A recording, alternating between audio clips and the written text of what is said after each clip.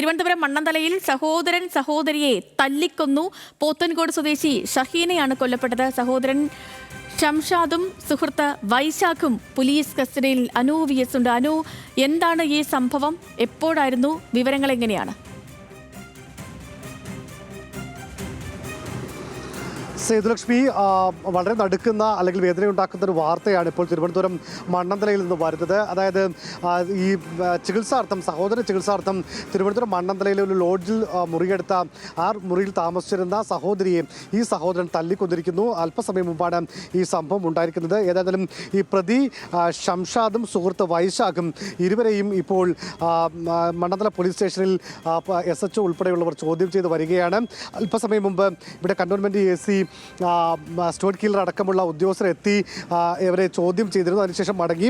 ഈ പ്രതികൾ രണ്ടുപേരും, അതായത് ഈ പ്രതികളിൽ വൈശാഖിന് ഏതെങ്കിലും തരത്തിൽ ഈ കൊലപാതകത്തിൽ പങ്കുണ്ടോ എന്നുള്ള കാര്യം പോലീസ് പരിശോധിക്കുന്നു. പക്ഷേ ഈ ഷംഷാദ് ഷഹീനയെ മർദ്ദിച്ചതായി സ്ഥിരീകരിച്ചിട്ടുണ്ട്. മാത്രമല്ല, ഇരുവരും മദ്യലഹരിയിലായിരുന്നു. ഷംഷാദ് നേരത്തെയും ഇങ്ങനെയുള്ള ചില ഈ മദ്യപിച്ച് പ്രശ്നമുണ്ടാക്കുന്ന ആളാണ് എന്ന ഒരു വിവരങ്ങളാണ് നമുക്ക് ഈ ഘട്ടത്തിൽ പറയാൻ കഴിയുന്നത്.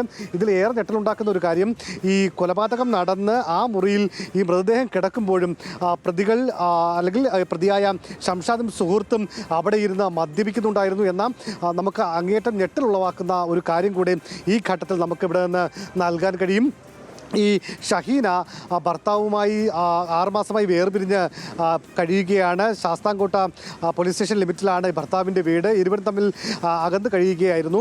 ഈ ഷംഷാദിൻ്റെ ചികിത്സാർത്ഥമാണ്, ഈ മണ്ണന്തലയിലെ ആശുപത്രിയിലെ ചികിത്സാർത്ഥമാണ് ഈ കഴിഞ്ഞ 14-ാം തീയതി മണ്ണന്തലയിലെ ഒരു അപ്പാർട്ട്മെൻറ്റിൽ മുറിയെടുക്കുന്നത്. പക്ഷേ അതിനുശേഷം ഈ ചികിത്സ നടന്നു വരുന്നതിനിടെയാണ് ഈ സുഹൃത്തുമായി ഇയാൾ ഇവിടെ മദ്യപിക്കുന്നതും. അതുമായി ബന്ധപ്പെട്ടുണ്ടായ തർക്കമാണ് സഹോദരിയുടെ ജീവൻ എടുക്കുന്നതിലേക്ക് എത്തിച്ചതെന്നാണ് നമുക്ക് ഇവിടെ നിന്ന് നൽകാൻ കഴിയുന്ന വിവരം. അനു, ഇതിപ്പോ ഈ ബന്ധുക്കളൊക്കെ എത്തിയിട്ടുണ്ടോ പോലീസ് സ്റ്റേഷനിലേക്ക്? ഇവർ തമ്മിൽ എന്തെങ്കിലും പ്രശ്നങ്ങൾ നേരത്തെ ഉണ്ടായിരുന്നു? എന്തായിരുന്നു പ്രകോപനം തുടങ്ങിയ കാര്യങ്ങളിലൊക്കെ വ്യക്തത വരാറായോ?